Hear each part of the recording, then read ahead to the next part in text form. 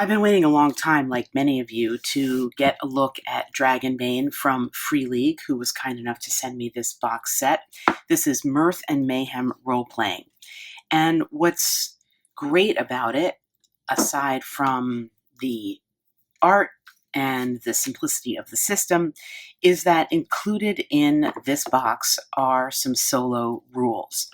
What we're going to do in this video is look through what's in the box a little bit, but focus on how I am working with the material that is provided here. Not only the solo rules, but some of the other material that you get in this box to create a framework for solo play. Additionally, we will be doing some brief overview of the rules, but there's a lot of videos out there that go through rules and do more of a walkthrough of like an unboxing and things of that nature. We're not really gonna do that here, but we're gonna really focus on what Dragonbane offers as an approach to role-playing, and specifically for the soloist. Although those of you who are not soloists who want just a look inside the wonderful contents of this box will find something as well here. So of course you get the rule book, and then you get a pretty thick adventures book as well.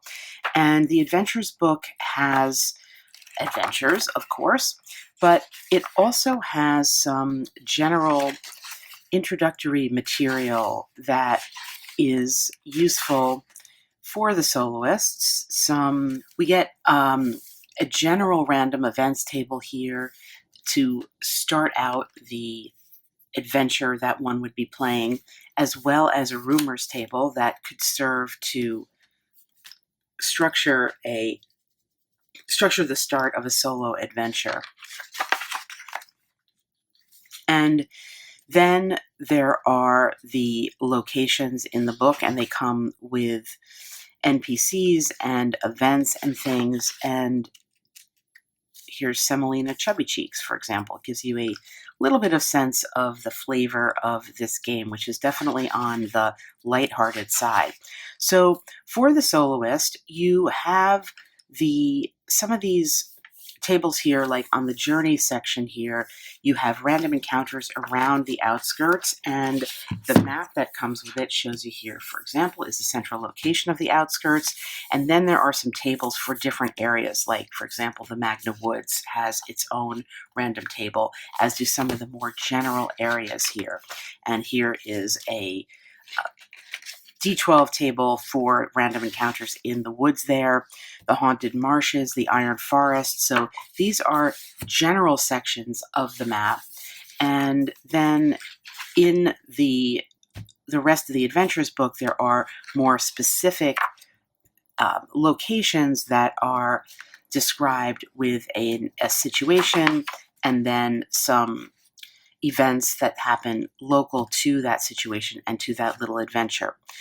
As the soloist, I think to work with the specific material, you would probably need to go through and make your own table. If you wanted to just randomize things, you could look through all of the adventures and create your own subtables of kind of the same type of thing. So various locations, like more localized locations, NPC encounters, interiors, exteriors, things of that nature, if you wanted to extract the material from here and repurpose it for your own adventure that wasn't necessarily structured as one of these adventures. So using the included, there's a solo rule booklet here that is a combination of some light solo rules as well as a solo adventure. And we will take a look here.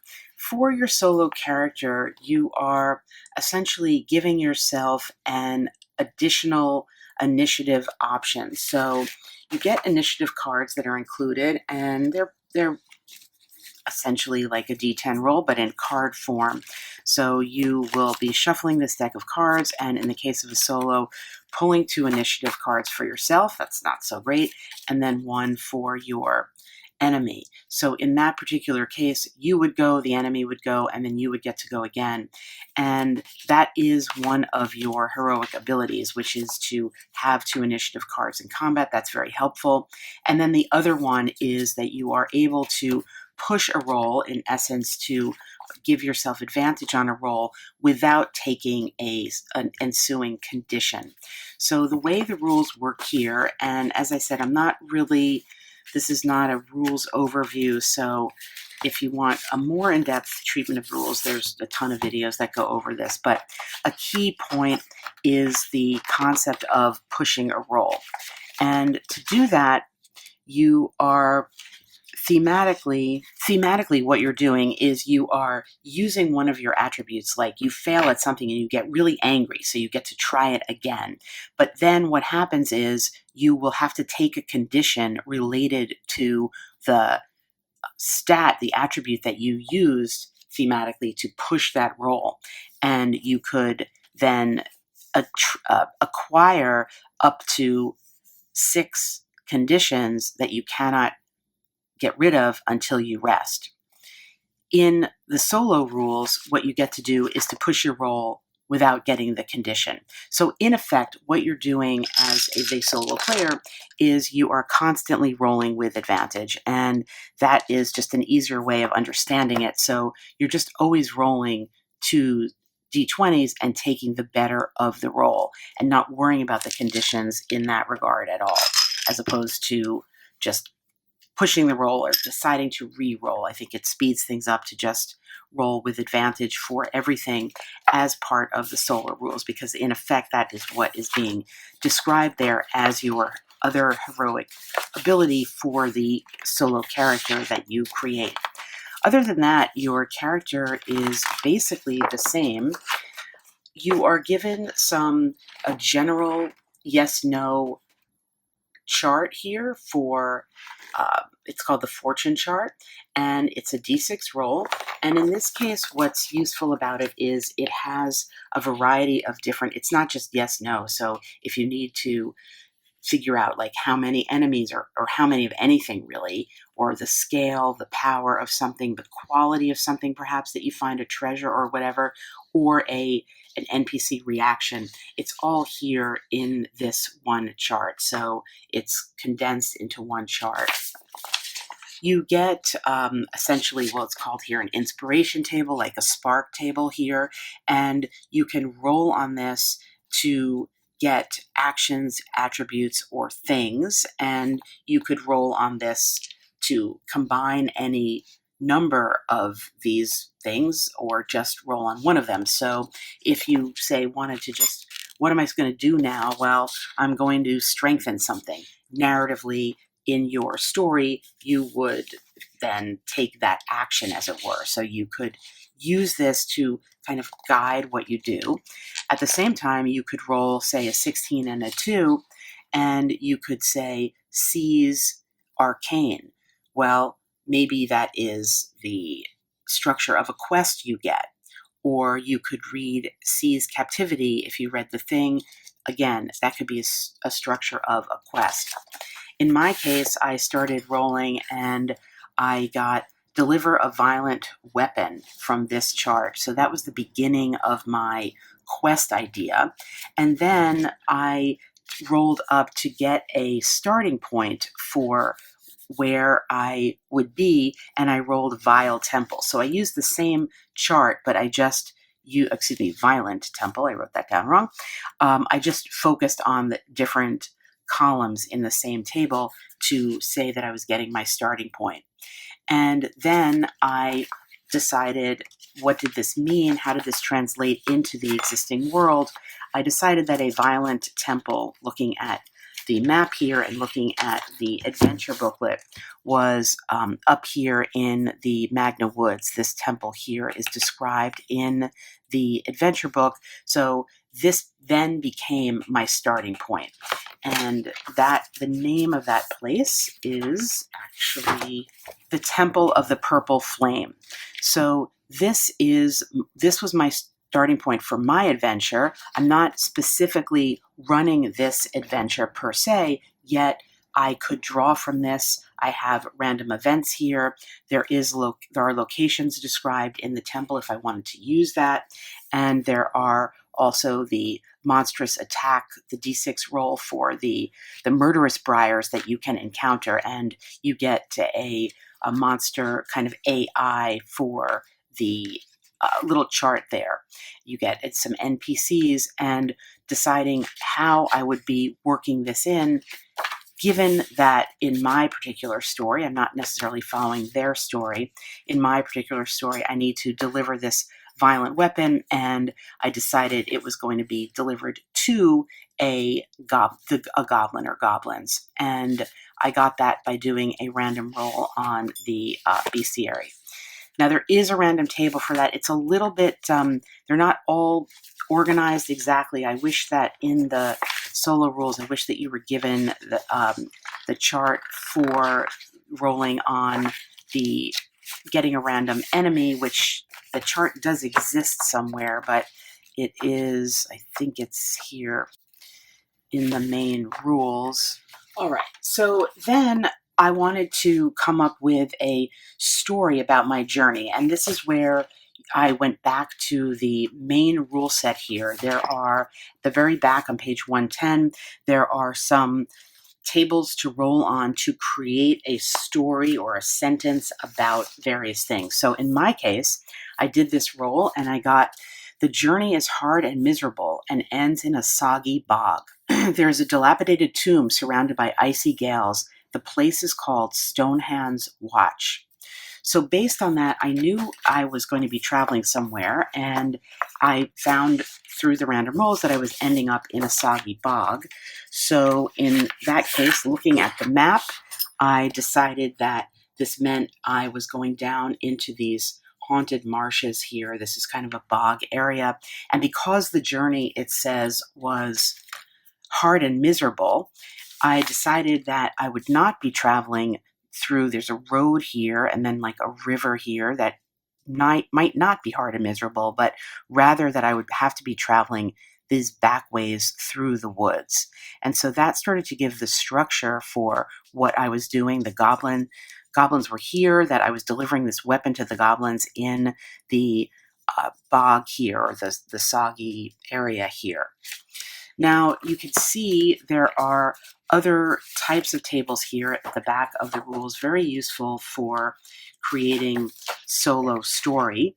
You could actually just roll on a quest table itself. So the way this table works is you're rolling a d4, d6, d8, d10, d12, d20, one handful of dice, very nice to do, and coming up with your quest in this case. So we'll give an example of what that could look like if you just rolled on the quest. So it would start out, one day in the gloom of a tavern, the characters come across a messenger. And the messenger is from Malkar. Oh, the messenger is Malkar, a curious wolfkin mariner who wants to, see, I forgot to roll a d10. Who wants to find a pet called Winter Moon. So in this particular case, if you roll that up and you wanted to play that, you're in a tavern. That suggests to me, like, in the gloom of a tavern, you find a messenger who is sent by this curious wolfkin mariner who wants to find his pet. Now, that might be a little bit too small or particular as a quest, but that's an example of how that quest table works. As I said, for my quest, I went to the general inspiration or spark tables and then filled out where I was going by the journey table. You also have an adventure site table, so you could roll and say the way in is hidden and hard to find. There is a somber tomb, but also unexpected guests in the form of cultists and patrolling skeletons. There is a deadly challenge in the form of a tricky riddle, and finally the player characters must defeat whoever, evil elf warrior or a mysterious sorcerer. So there's some very general, that's described as an adventure site per se. It's giving you essentially a dungeon and a boss that is randomized on the fistful of dice kind of table.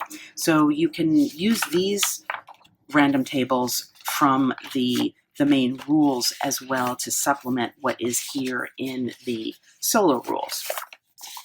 Going back to the solo rules, we have the dragon and demon effects table. So these are also, there are other tables like these in the rules as well. And we have an NPC attack table here, which is pretty useful. It is a D6 table describing various types of melee, range, a sneaky attack, or a magic attack. You could start out by rolling a D4 to determine overall what type of attack was going to happen if it wasn't in the AI itself, and then get some answer that the NPC casts an attack spell which inflicts 3d6 damage against any target within 10 meters, or the NPC attacks with a boon, an advantage, a successful attack inflicts an extra d6 damage and you are knocked down. So it's building in some combat flavor, which is always useful to have as a soloist, I find. And speaking of the enemies, we can look here at an entry for a beast and see, for example, the goblin here is going to be having two types, a scout and a warrior with the stats. There's no AI chart for the goblin, but for the griffin, for example, we do have another D6 table that is going to specify what type of attack it does. So some of them have that, some of them don't, and then with the solo rules, you get the chart that you could always employ if you wanted to. And then you get description of deciding the consequences of the failure, that you can sort of make outcomes that are not necessarily combat, that will guide you toward having more social interactions and interaction with the environment, for example. But of course, you can always have combat, and there are a d6 roll to determine what the category of damage is if you want to move off the stats of the monsters that are given in the book to accommodate the fact that you are a solo adventurer. And then finally, there is the description of modified rules for a healing roll to tend to your own wounds, to heal a little bit more, to rally yourself, and to save your own life. So it's providing you with some mechanical structure for being a solo adventurer. And then there are some solo missions here that we're not going to really look at, but what is of use to me personally are the exploration tables that come with them. So there are tables for inhabitants, creatures, or people, and this ends up actually being the general bestiary roll table if you want to go and get some random enemy rolling on this table here. You can start by rolling a d4 to determine which location details you're going to follow. So whether you're going to look at the contents, the environment, the oddity, or the danger. There is an area table that is specific to a dungeon or an enclosed space. So you could be rolling on and finding a plunging shaft or a lofty bridge, for example. And then we have some subtables here. So this is the location details go with the subtable. So for example, if you rolled on environment, you would then do a d20 roll to say, well, I see glowing crystals or slimy surfaces. Or if you're going to explore and get more detail about an oddity, it might be a fleshy terrain or shifting architecture, or perhaps there's a danger, a dreadful altar, or an inhabited lair. So you could use these to sort of mix and match as you go, as you explore. And I was coming up with, for myself, as I often do, a procedure for exploration where I was rolling on the random encounters around the outskirts as I traveled, and then rolling on this location detail to build out what I saw, and moved from there to determine whether there was some type of an encounter, if I came up with a danger, for example, or if I was able to make a successful scavenging roll to try to find something and then decide narratively what that was. There is a D20 trap table and another search table here for searching to find a secret path, perhaps, or hidden treasure, where you could then pull in, if you wanted to, treasure cards. And that's not a treasure card. Treasure cards that come in the box set, and there's a bunch of them, and you could just decide that you found the treasure. It's interesting. So, for example, a bunch of them are simply a gold value. They're not. Some of them do have an in-game mechanical impact. Some of them just have a gold value here. You could use that gold when you got to a settlement, for example, to purchase items. And in the rules, there are a number of charts and tables with pricing and such. We're not going to get into that, but so you get some silver coins. I'm more of a fan of getting items that have a mechanical impact in the game. So I was a little bummed out about the treasure. So for example, you find a gold ring or a silver ring, you just get a value for it. It doesn't actually have an impact beyond that. Now you could create that narratively, of course, but not everything is that. Let's see, we have this treasure here, which is a weapon. So you can then roll a d6 to find out exactly what type of weapon you got. Here's another weapon and more coins. Again, the silver brooch. I'd like to see it, maybe it does a magical, I don't know, thing one time. Or you could have a little d6 table that explained to you what it did. Now, of course, you could create that for yourself, but given all the treasure cards, it would have been nice to have a little bit more of that. There is a stack of cards that I chose to give myself one of these at the beginning of the game. These are improvised weapons, and they have a location where you could find them at. So this one you would find in a forest. And what it is, it's a wasp nest, and it tells you how you can pick it up and what you can do with it. So this to me is really excellent because it allows you to interact with the environment and find some surprising things, like a stalagmite that will allow you to push an enemy, for example. And so that's something that you're going to find obviously in a cave. And we won't look at too many of them, but let's see, we'll look at a couple more to show you. So something else you would find in a forest are gnarled roots. So you could roll to trip the enemy, and it refers you very conveniently to a page number in the rule book. And then if you succeed, the enemy must do this thing. So the improvised weapons, I think, provide a nice variety in terms of environmental interaction and repurposing of things in a sort of surprising way that leads a lot of support to the story that you would be developing. You also get a whole bunch of pre-made characters that you could play yourself or just use as NPCs. I think there's 5 of them. You could make a table and roll on the table to then encounter, for example, randomly, Orla Moonsilver, and you get a description of her, and then you get her entire stats. So again, for the soloist, it's quite useful to have the characters built out along with some excellent art. The art throughout this is quite lovely and evocative of what it says. It's a light, given the enemies and given the kind of fantasy tropes, it is a light, enjoyable game full of mirth and mayhem. It doesn't seem to take itself too seriously. And then to fill out, you get some battle maps in the box, and there are a whole bunch of standees as well. And the standees are really great art. They're double-sided, and you can just use these or not.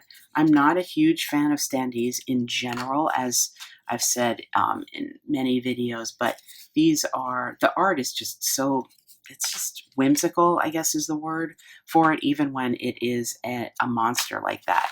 And you also get little characters like this guy here. And that if you're choosing to play with the standees, it does lend some three-dimensionality to the story. I tend not to do that. I tend to create things and note it down and just sort of play more theater of the mind. But for people who are interested in standees, you get that as well. And then, of course, you get these lovely dragon dice. So that is a look inside Dragonbane. The solo rules are great to have. They need to be supported by some of the tables, some of the random tables that are in the back of the rule book. So it's not totally intuitive as to where they are. And, you're not walked through step by step what to do, but you can, as I did, create a structure for yourself to have a procedure of play and roll on travel events, journey events, and then encounters, and play the game that way.